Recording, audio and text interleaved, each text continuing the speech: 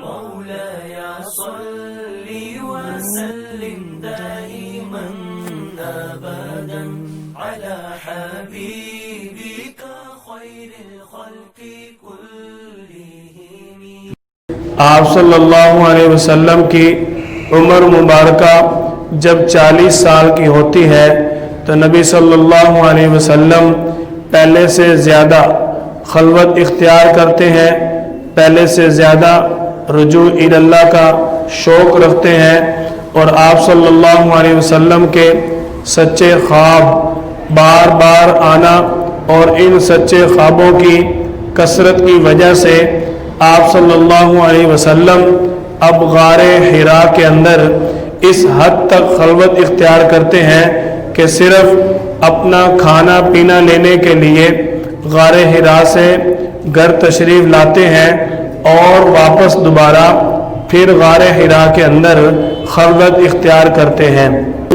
اللہ کی طرف سے فرشتہ آتا ہے اور وہ فرشتہ آ کر آپ صلی اللہ علیہ وسلم کو کہتا ہے اقرأ، آپ پڑھیے۔ آپ صلی اللہ علیہ وسلم جواب دیتے ہیں ما انا بقاری۔ پھر وہ فرشتہ آپ صلی اللہ علیہ وسلم کو دوبارہ کہتا ہے اقرأ، آپ صلی اللہ علیہ وسلم جواب دیتے ہیں ما انا بقاری۔ تیسری مرتبہ پھر وہ فرشتہ آپ صلی اللہ علیہ وسلم کو اقرأ کے الفاظ کہتا ہے اور نبی صلی اللہ علیہ وسلم اس کو جواب دیتے ہیں ما انا بقاری۔ جب پہلی مرتبہ وہ فرشتہ آپ صلی اللہ علیہ وسلم کو اقرأ کے الفاظ کہتا ہے تو آپ صلی اللہ علیہ وسلم جب جواب دیتے ہیں فرماتے ہیں کہ میں امی ہوں، یعنی میں پڑھنا نہیں جانتا، اس لیے میں نہیں پڑھ سکتا۔ آپ صلی اللہ علیہ وسلم جواب دیتے ہیں ما انا بقاری، میں نہیں پڑھ سکتا۔ ساتھ ہی وہ فرشتہ آپ صلی اللہ علیہ وسلم کو گلے لگا کر زور سے دباتا ہے اور پھر کہتا ہے اقرأ۔ آپ صلی اللہ علیہ وسلم پھر یہی جواب دیتے ہیں ما انا بقاری کہ میں نہیں پڑھ سکتا۔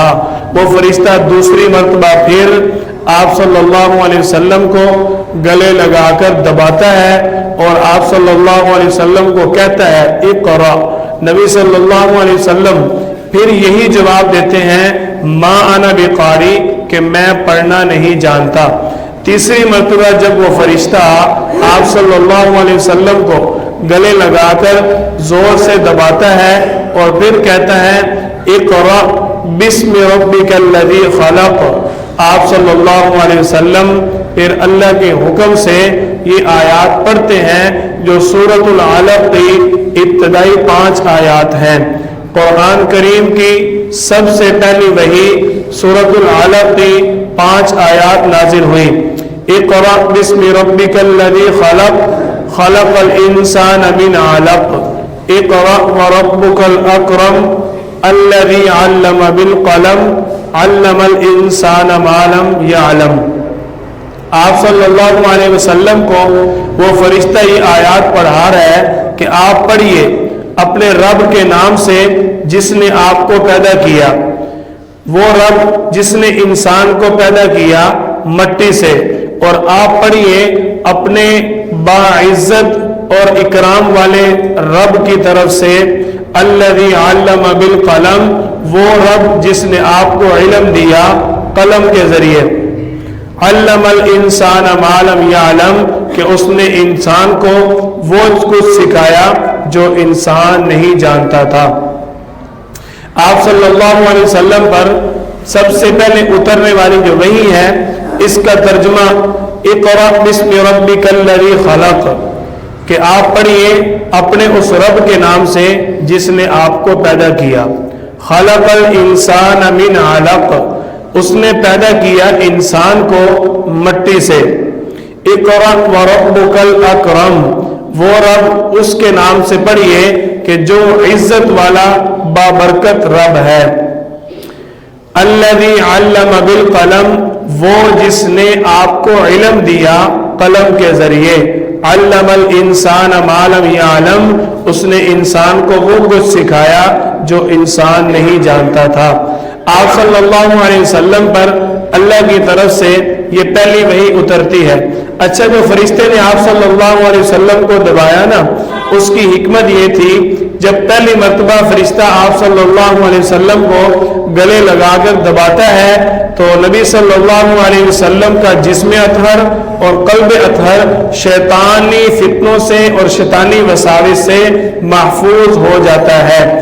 دوسری مرتبہ جب فرشتہ آپ صلی اللہ علیہ وسلم کو گلے لگا کر دباتا ہے تو آپ صلی اللہ علیہ وسلم کے دل کے اندر، آپ صلی اللہ علیہ وسلم کے نفس کے اندر وہ قوت پیدا ہو جاتی ہے اللہ کے حکم سے، جس سے آپ صلی اللہ علیہ وسلم وحی کی طاقت کو برداشت کر سکتے ہیں۔ تیسری مرتبہ جب وہ فرشتہ آپ صلی اللہ علیہ وسلم کو گلے لگا کر دباتا ہے تو آپ کے اندر پڑھنے کی صلاحیت آ جاتی ہے اللہ کے حکم سے۔ اب آپ صلی اللہ علیہ وسلم تیسری مرتبہ پڑھتے ہیں اقرأ بسم ربک الذی خلق، آخر تک 5 آیات آپ صلی اللہ علیہ وسلم کو وہ فرشتہ پڑھاتا ہے اور آپ صلی اللہ علیہ وسلم پڑھتے ہیں۔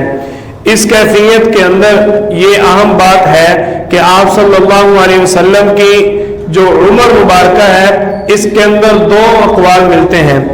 پہلا قول یہ ملتا ہے کہ اس وقت آپ صلی اللہ علیہ وسلم کی عمر مبارکہ 40 سال اور 1 دن کی ہے۔ دوسرا قول یہ ہے کہ آپ کی اس وقت عمر مبارکہ 40 سال اور 6 ماہ کی ہے۔ جو 40 سال 1 دن والا قول ہے یہ راجح قول ہے، اسی قول کو علماء نے ترجیح دی ہے۔ فتح الباری کے اندر آپ صلی اللہ علیہ وسلم کی عمر مبارکہ نبوت کے وقت 40 سال پوری تھی، اسی قول کو ترجیح دی گئی۔ نبی صلی اللہ علیہ وسلم کو نبوت 9 ربیع الاول 14 فروری 610 عیسوی کو ملتی ہے، اور آپ صلی اللہ علیہ وسلم کو قرآن کریم کی پہلی آیت جو ہے یہ 40 سال اور 6 ماہ کی عمر کے اندر ملتی ہے۔ علماء نے ان دونوں آیات کے اندر تطبیق یہی دی کہ آپ صلی اللہ علیہ وسلم کی نبوت کے وقت جو عمر تھی اسی وقت ہی اللہ تعالیٰ نے آپ کو وحی بھی عطا فرمائی، اور اسی لیے مشہور قول راجح قول یہی ہے کہ آپ صلی اللہ علیہ وسلم کی عمر مبارکہ پورے 40 سال تھی۔ نبی صلی اللہ علیہ وسلم کو جب اللہ تعالیٰ نے یہ آیات عطا فرمائی اقرأ بسم ربک الذی خلق، یہاں پہ ایک بات اور سمجھ لیں کہ میرے اللہ نے قرآن کریم کی جو سب سے پہلی آیت اتاری اس میں اللہ نے حکم دیا کہ آپ پڑھیے اپنے رب کے نام سے جس نے آپ کو پیدا کیا۔ اسی طرح آپ صلی اللہ علیہ وسلم کے فرامین کے اندر بھی یہ بات ملتی ہے کہ بسم اللہ یعنی اللہ کے نام کے ساتھ ہر کام کو شروع کرنا چاہیے۔ آپ صلی اللہ علیہ وسلم فرماتے ہیں کہ تم جب گھر میں داخل ہو بسم اللہ پڑھو، گھر سے باہر نکلو بسم اللہ پڑھو، حتیٰ کہ ہر کام کو تم بسم اللہ سے شروع کرو۔ رات کو اگر تمہارے پاس برتن ڈانپنے کے لیے کوئی چیز نہیں ہے تو اس برتن کے اوپر تم بسم اللہ پڑھ کر کوئی لکڑی وغیرہ رکھ دو تو ساری رات وہ برتن شیطان کے شر سے محفوظ رہے گا۔ یہ آپ صلی اللہ علیہ وسلم نے ہمیں اللہ کے نام سے ہر کام شروع کرنے کا حکم فرمایا۔ نوح علیہ السلام کی جو قوم کو اللہ تعالیٰ نے اس عذاب سے نجات عطا فرمائی نا، جو نوح علیہ السلام پر ایمان لائے تھے، اس میں اللہ تعالیٰ نے ذکر بھی کیا ہے وَقَالَ ارْكَبُوا فِيهَا بِسْمِ اللَّهِ مَجْرَاهَا وَمُرْسَاهَا إِنَّ رَبِّي لَغَفُورٌ رَحِيمٌ، کہ اللہ تعالیٰ نے ان کو حکم دیا کہ وہ سوار ہو جائے۔ نوح علیہ السلام کے ذریعے اللہ کا ان کو حکم پہنچا کہ وہ سوار ہوں بسم اللہ اللہ کے نام کے ساتھ۔ جب وہ اللہ کے نام ساتھ ہوں گے ان ربی لغفور الرحیم، تو ان کا رب بخشنے والا رحم کرنے والا ہے۔ اس بات سے ہم بخوبی اور خوب اندازہ لگا سکتے ہیں کہ اللہ کے نام کے ساتھ ہر کام کو شروع کرنے کی کتنی ضرورت ہے، کتنی فضیلت ہے، کہ اللہ تعالیٰ کا جو سب سے بابرکت کلام ہے وہ کلام اللہ ہے، قرآن کریم ہے۔ جب اللہ کے پاک کلام کو اللہ کے نام کے ساتھ شروع کیا جاتا ہے تو پھر ہمارے جو دوسرے کام ہے ان کو تو ہمیں بطریق اولا زیادہ بسم اللہ سے شروع کرنا چاہیے، ہمیں زیادہ اس پر اللہ کے نام کو لے کر کام کو کرنا چاہیے۔ یہ تو تھا بسم اللہ کے حوالے سے درمیان میں بات آئی۔ آپ صلی اللہ علیہ وسلم پر جب پہلی وحی اترتی ہے تو آپ صلی اللہ علیہ وسلم پر کپ کپی طاری ہو جاتی ہے اور آپ غار حرا سے پریشانی کے عالم میں، غم کے عالم میں گھر تشریف لاتے ہیں۔ گھر آتے ہی حضرت خدیجہ رضی اللہ تعالی عنہ کو آپ صلی اللہ علیہ وسلم فرماتے ہیں زملونی زملونی زملونی، کہ مجھے چادر اوڑھا دو۔ آپ صلی اللہ علیہ وسلم کو گویا کہ سردی معلوم ہو رہی تھی۔ آپ صلی اللہ علیہ وسلم کو جب کچھ سکون ہوا، حضرت خدیجہ رضی اللہ تعالی عنہ نے آپ صلی اللہ علیہ وسلم سے دریافت کیا کہ یا رسول اللہ یہ کیفیت کیوں ہوئی اور خیریت والا معاملہ ہو۔ آپ صلی اللہ علیہ وسلم نے جب اپنا وحی والا سارا واقعہ حضرت خدیجہ رضی اللہ تعالی عنہ کو بتایا۔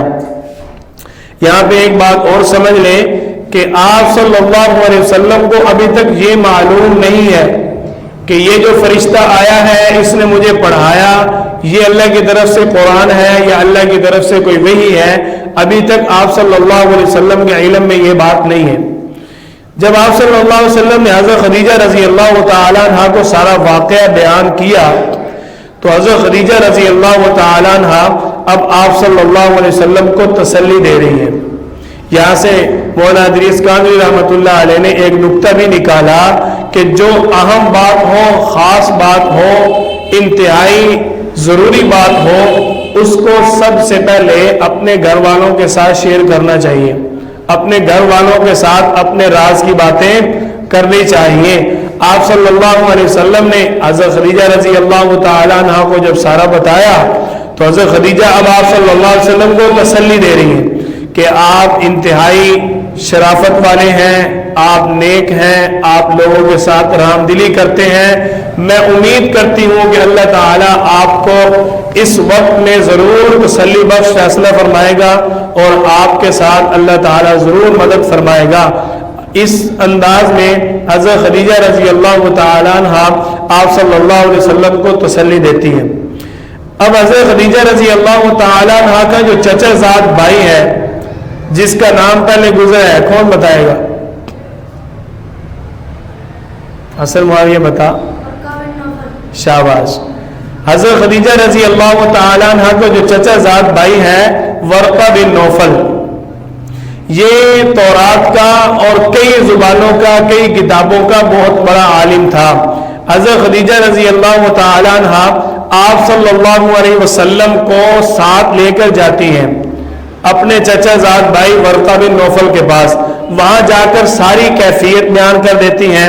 جب ساری کیفیت بیان کرتی ہیں تو ورقہ بن نوفل نے سنتے ہی یہ جواب دیا کہ یہ جو کیفیت آپ بتا رہے ہیں یہ تو فرشتہ وہی فرشتہ ہے جو موسیٰ علیہ السلام کے پاس آیا کرتا تھا۔ آپ صلی اللہ علیہ وسلم کے بارے میں ورقہ بن نوفل پہلے بھی یہ تائید کر چکا تھا کہ یہ شخص اللہ کا نبی بنے گا۔ اب ورقہ بن نوفل کو جب آپ صلی اللہ علیہ وسلم نے وہ سورۃ العلق کی پہلی 5 آیات سنائی تو اس نے سنتے ہی حضرت خدیجہ رضی اللہ تعالی عنہ کو بتایا کہ یہ کلام کسی انسان کا نہیں ہے، یہ کلام کلام اللہ ہے، کلام خدا ہے۔ اب حضرت خدیجہ رضی اللہ تعالی عنہ کو یقین ہو گیا کہ آپ صلی اللہ علیہ وسلم اللہ کے نبی ہیں اور آپ کو نبوت مل چکی ہے۔ آپ صلی اللہ علیہ وسلم پر جو وحی اتری ہے یہ اللہ کا قرآن ہے۔ آپ صلی اللہ علیہ وسلم وحی اترنے کے بعد غمگین کیوں ہوئے، پریشانی کیوں آئی، تکلیف کیوں محسوس ہوئی؟ تو یہ ایک بشری تقاضا ہے۔ کیوں اللہ تعالیٰ نے آپ صلی اللہ علیہ وسلم کو فرمایا اِنَّا سَنُلْقِي عَلَيْكَ قَوْلًا ثَقِيلًا، کہ ہم ان قریب آپ پر ایک ایسا کلام اتاریں گے جو انتہائی ثقیل ہے، مشکل ہے، دشوار ہے، وہ کلام ہم آپ پر اتاریں گے۔ یہ آپ صلی اللہ علیہ وسلم کو اللہ تعالیٰ فرما رہے ہیں۔ آپ صلی اللہ علیہ وسلم غمزدہ ہوئے، یہ ایک بشری تقاضا تھا۔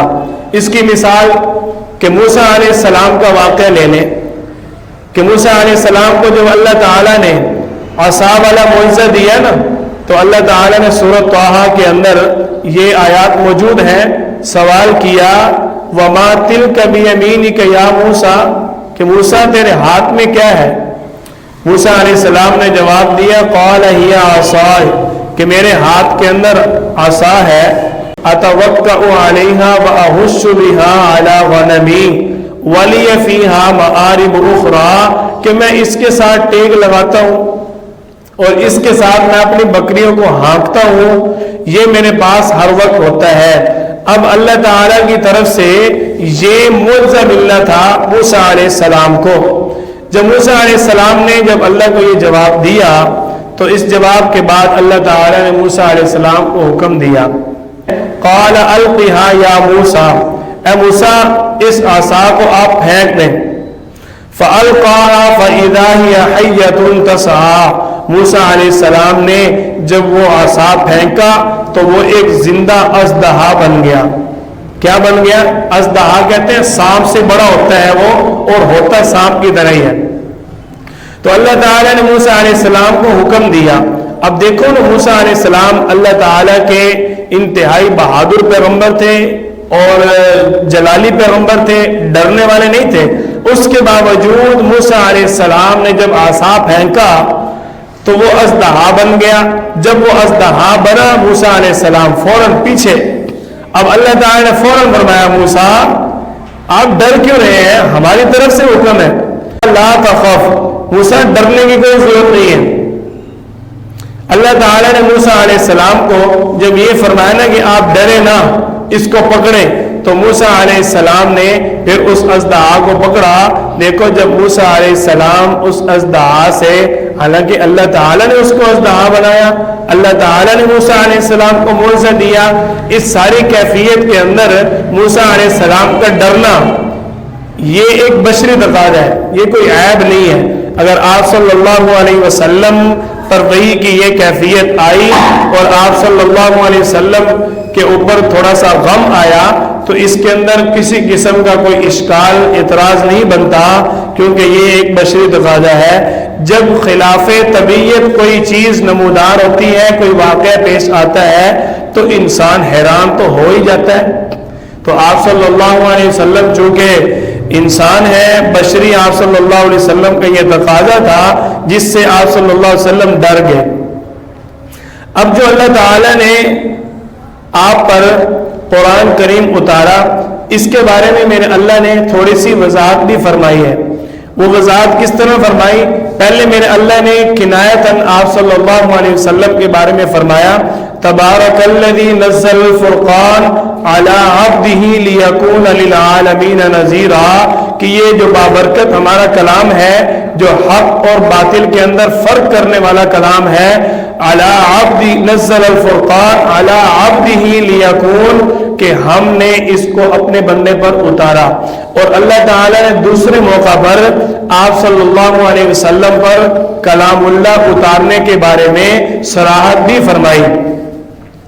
والذین آمنوا وعملوا الصالحات وآمنوا بما نزل علی محمد وهو الحق من ربهم، اللہ تعالیٰ فرما رہے ہیں کہ وہ لوگ جو ایمان لاتے ہیں، نیک اعمال کرتے ہیں اور ایمان لاتے ہیں اس چیز پر جو ہم نے اپنے پیغمبر محمد صلی اللہ علیہ وسلم پر نازل فرمایا۔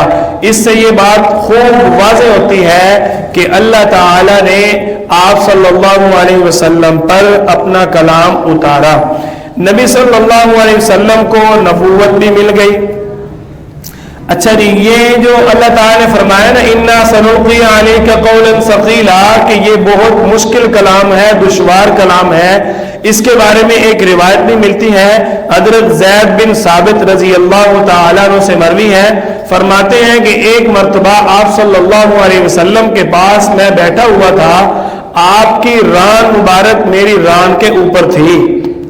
آپ صلی اللہ علیہ وسلم کی ٹانگ حضرت زید بن ثابت رضی اللہ تعالیٰ عنہ کی ٹانگ کے اوپر تھی، اور یکا یک اللہ کے رسول صلی اللہ علیہ وسلم پر اللہ کی طرف سے وہی اتری تو حضرت زید بن ثابت رضی اللہ تعالیٰ عنہ فرماتے ہیں کہ مجھے یوں معلوم ہو رہا تھا جیسے نیچے میری ٹانگ ابھی چکنا چور ہو جائے گی، یعنی کہ وہی کی اتنی سخت کیفیت آپ صلی اللہ علیہ وسلم پر طاری ہوتی تھی۔ حضرت عائشہ رضی اللہ تعالیٰ عنہ فرماتی ہیں کہ آپ صلی اللہ علیہ وسلم پر سخت سردی میں بھی اگر وہی اترتی تو آپ صلی اللہ علیہ وسلم پسینے میں شرابور ہو جاتے تھے، اتنی وحی کی کیفیت سخت تھی۔ ظاہر ہے اللہ کا کلام ہے، اس کلام اللہ کو اللہ نے اتارنے کے لیے آپ صلی اللہ علیہ وسلم کا آپ کو نبوت دینے سے پہلے، آپ پر کلام اللہ اتارنے سے پہلے آپ کا 3 مرتبہ شق صدر کیا۔ اتنا پاکیزہ کلام اور اتنا پاکیزہ نبی جو امام الانبیاء ہے، اس کے باوجود دل کو نکال کر اللہ تعالی مزید پاک کر رہے ہیں۔ کیوں؟ اس پر اللہ کا کلام اترنا ہے، پاکیزہ کلام اترنا ہے۔ تو میں اکثر اپنے بچوں سے بھی کہا کرتا ہوں کہ بھائی یہ اللہ کا کلام ہے، یہ پاک کلام ہے، اگر تم یہ چاہتے ہو کہ ہمارے سینوں کے اندر یہ محفوظ ہو جائے تو یہ پاک جگہ پر آئے گا، ناپاک جگہ پر نہیں آئے گا۔ اس لیے اپنے دل و دماغ، اپنے سینے کو پاک رکھو، ہر قسم کے دنیاوی خیال سے، ہر قسم کے فتنے سے اپنے دل کو محفوظ رکھو گے تو اللہ تعالیٰ کا کلام اس کے اندر محفوظ رہے گا، تمہارے لیے یاد کرنا آسان ہوگا۔ اس کی مثال آپ یہ دیکھیں کہ مسجد کے اندر پیشاب نہیں کیا جا سکتا اور بیت الخلاء کے اندر نماز نہیں پڑھی جا سکتی، ایسے ہی ہے نا؟ جب پاکی اور ناپاکی جمع ہو جائے یہ ہمیں سمجھ میں نہیں آتا تو پھر ہمیں یہ بھی سوچنا چاہیے کہ اللہ کا کلام جب پاک ہے تو یہ کسی ناپاک دل کے اندر نہیں آ سکتا۔ اس لیے علماء یہ فرماتے ہیں کہ جس کو اللہ کی طرف سے قرآن کے حفظ القرآن کی نعمت حاصل ہوتی ہے وہ اللہ کا انتخاب ہے، اس کے اندر اس بندے کا اپنا کوئی کمال نہیں ہے۔ اسی وحی کے روب کے بارے میں، وحی کی سختی کے بارے میں آپ صلی اللہ علیہ وسلم کے ایک صحابی نقل کرتے ہیں کہ جب آپ صلی اللہ علیہ وسلم اونٹنی پر سوار ہوتے نا تو وحی اترتی، وحی نازل ہوتی تو اونٹنی خوف کے مارے، ڈر کے مارے، روب کے مارے وہی بیٹھ جاتی، چلنا بھی اس سے بالکل انتہائی دشوار ہو جاتا۔ آپ صلی اللہ علیہ وسلم کو اللہ تعالی نے نبوت عطا فرمائی۔ آپ کی نبوت کے بارے میں ورقہ بن نوفل بھی تائید کر چکا ہے، اور ورقہ بن نوفل نے ایک بات اور کی کہ آپ کو جو اللہ تعالی نے نبوت عطا فرمائی، اس نبوت کے بارے میں اس سے پہلے عیسیٰ بن مریم بھی اس کی نشاندہی اور آپ صلی اللہ علیہ وسلم کی نبوت کے بارے میں پہلے لوگوں کو خبر دے چکے ہیں۔ یہ ساری چیزیں آپ صلی اللہ علیہ وسلم کی وحی اور نبوت کے حوالے سے تھیں۔ ایک بات اور کہ بعض حضرات کہتے ہیں کہ جب آپ صلی اللہ علیہ وسلم وہاں غار کے اندر تھے تو جبریل علیہ السلام جو اللہ کی طرف سے قرآن لے کر آئے وہ آپ صلی اللہ علیہ وسلم کو کہتے رہے کہ اقرا، آپ صلی اللہ علیہ وسلم نہ پڑھ سکے، آپ کی حالت خراب ہو گئی، آپ گھر آئے، گھر آ کر لیٹے تو پھر اللہ تعالی نے فرمایا یا ایھا المدثر، کمبل لے لیے نا آپ صلی اللہ علیہ وسلم نے اپنے اوپر، تو اللہ تعالی نے پھر پکارا اے کمبل والے قم فانذر، کھڑے ہو جاؤ، ڈرنے کی کوئی ضرورت نہیں ہے۔ یہ اللہ تعالیٰ آپ صلی اللہ علیہ وسلم کو پکار رہے ہیں۔ تو ان بعض حضرات کہتے ہیں کہ سب سے پہلے وہی یا ایھا المدثر والی نازل ہوئی، اور بعض حضرات کہتے ہیں کہ سورۃ العلق والی۔ راجح اور مضبوط قول یہ ہے کہ سورۃ العلق والی آیات پہلے نازل ہوئی، اور سورۃ المدثر جو ہے یہ سب سے پہلے مکمل سورت نازل ہوئی۔ مکمل سورت جو پہلے نازل ہوئی وہ سورۃ المدثر ہے، اور اس سے پہلے جو 5 آیات نازل ہوئی وہ سورۃ العلق کی آیات ہیں۔ جب آپ کو جبریل علیہ السلام نے کہا نا اقرا کہ آپ پڑھیے، تو آپ صلی اللہ علیہ وسلم نے جواب دیا ما انا بقاری، کہ میں امی ہوں، میں پڑھ نہیں سکتا۔ امی ہونا اس سے مراد یہ نہیں ہے کہ میں بالکل ان پڑھ ہوں، اس سے مراد یہ ہے کہ آپ صلی اللہ علیہ وسلم یہ فرما رہے تھے کہ میرے اندر وہ طاقت نہیں ہے، میرے اندر وہ سکت نہیں ہے جس سے میں اللہ کے کلام کا بوجھ اٹھا سکوں، جس سے میں اللہ کے کلام کو پڑھ سکوں۔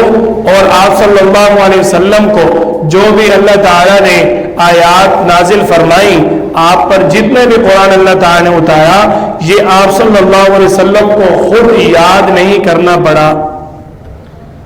آپ صلی اللہ علیہ وسلم ایک مرتبہ اس کو خود یاد کرنے کی کوشش کرتے ہیں تو اللہ تعالیٰ فوراً جبریل علیہ السلام کو وحی دے کر بھیج دیتے ہیں، لا تحرک بہ لسانک لتعجل بہ، کہ آپ کو اپنی زبان کو حرکت دینے کی ضرورت نہیں ہے اور نہ ہی آپ کو کسی قسم کی جلد بازی کرنے کی ضرورت ہے، ہمارے ذمے ہے آپ کے اوپر اس چیز کو کھولنا، ثم ان علینا بیانا، ہمارے لیے ہے اس چیز کو آپ پر واضح کرنا، فَإِذَا قَرَأْنَاهُ فَاتَّبِعْ قُرْآنَهُ، پس جب آپ کے سامنے پڑھا جائے آپ اس کے پیچھے پیچھے چلتے جائیں، اس کی اتباع کرتے جائیں جو آپ کے سامنے پڑھا جا رہا ہے، یعنی آپ کو یاد کرنے کی ضرورت نہیں ہے۔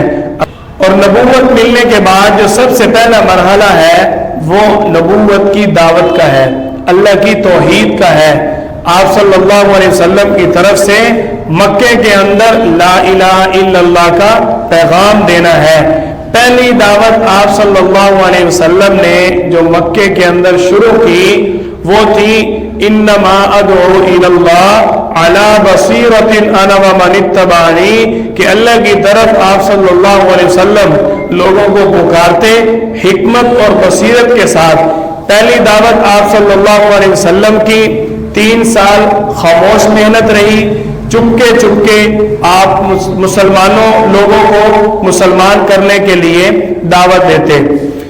دوسری دعوت آپ صلی اللہ علیہ وسلم کی علی الاعلان 10 سال چلی، جو کہ مکہ کے اندر آپ صلی اللہ علیہ وسلم نے 10 سال علی الاعلان اللہ کا پیغام دیا، اللہ کی توحید کی طرف لوگوں کو بلایا۔ اس کے بعد پھر 10 سال آپ صلی اللہ علیہ وسلم نے مدینہ اور مدینہ کے اطراف اور جہاں قریب جتنے بھی علاقے تھے دور دراز یا قریب، آپ صلی اللہ علیہ وسلم نے ہر جگہ اپنے وفود صحابہ کرام اور خود بھی ہر طرف اللہ کی توحید کا پیغام پہنچایا۔ 3 مراحل ہیں کل دعوت کے۔ پہلے آپ صلی اللہ علیہ وسلم نے 3 سال خاموش محنت کی مکے کے اندر، پھر 10 سال علی الاعلان محنت کی اللہ کی طرف لوگوں کو بلانے پر، کتنے ہو گئے؟ 13 سال۔ پھر 10 سال آپ صلی اللہ علیہ وسلم مدینے کے اندر آ کر جتنے بھی دور دراز قبائل ہیں ہر طرف اللہ کی توحید کا پیغام پہنچاتے ہیں۔ یہ 3 چیزیں آپ نے یاد رکھنی ہے۔ یہاں لکھا ہوا بھی ہے کہ 13 سال مکے میں، 10 سال مدینے میں، اور کل 63 سالہ آپ صلی اللہ علیہ وسلم کی حیات مبارکہ ہے، اور 40 سال آپ صلی اللہ علیہ وسلم کی نبوت سے قبل۔ 23 اور 40 کتنے ہو گئے؟ 63۔ اور اس سے آگے ہم انشاءاللہ کل پڑھیں گے کہ آپ صلی اللہ علیہ وسلم نے جب خاموش محنت کی اس کا رزلٹ کیا آیا۔